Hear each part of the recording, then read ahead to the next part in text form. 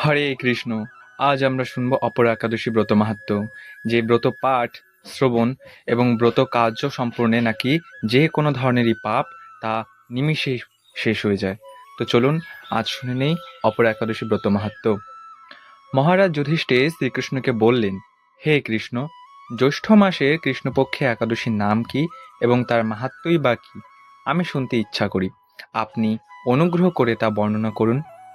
প্রত্যুত্তরে শ্রীকৃষ্ণ বললেন, হে মহারাজ, মানুষের মঙ্গলের জন্য আপনি খুব ভালো প্রশ্ন করেছেন।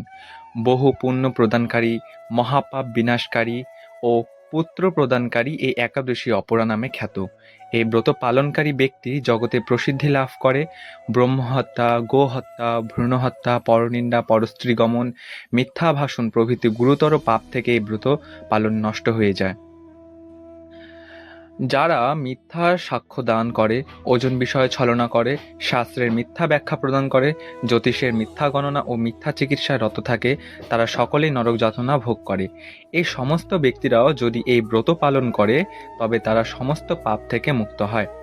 ক্ষত্রিয় যদি স্বধর্ম ত্যাগ করে যুদ্ধক্ষেত্র থেকে পালিয়ে যায় তবে সে ঘোরতর নরকগামী হয়, কিন্তু সেও এই ব্রত পালনে মুক্ত হয়ে স্বর্গগতি লাভ করে।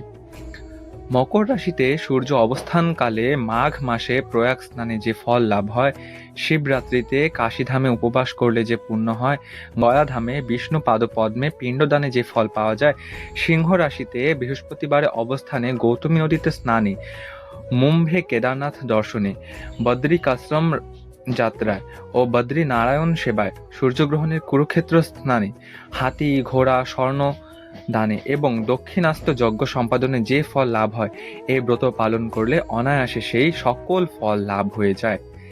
এই অপরা ব্রত পাপরূপ বৃক্ষের কুঠার স্বরূপ, পাপরূপ কাষ্ঠে দাবাগ্নির মতো, পাপরূপ অন্ধকারের সূর্য সদৃশ এবং পাপ হস্তির সিংহস্বরূপ। এই ব্রত পালন না করে যে ব্যক্তি জীবন ধারণ করে জলে বুদবুদের মতো, তাদের জন্ম মৃত্যুই কেবল সার হয়। অপরা একাদশীতে উপবাস করে বিষ্ণু পূজা করলে সর্বপাপ মুক্ত হয়ে বিষ্ণুলোক গতি হয়। এই ব্রত কথা পাঠ ও শ্রবণ করলে সহস্র গোদানের ফল লাভ হয়। ব্রহ্মাণ্ড পুরাণে এই ব্রত মাহাত্ম্য বর্ণনা করা হয়েছে। হরে কৃষ্ণ।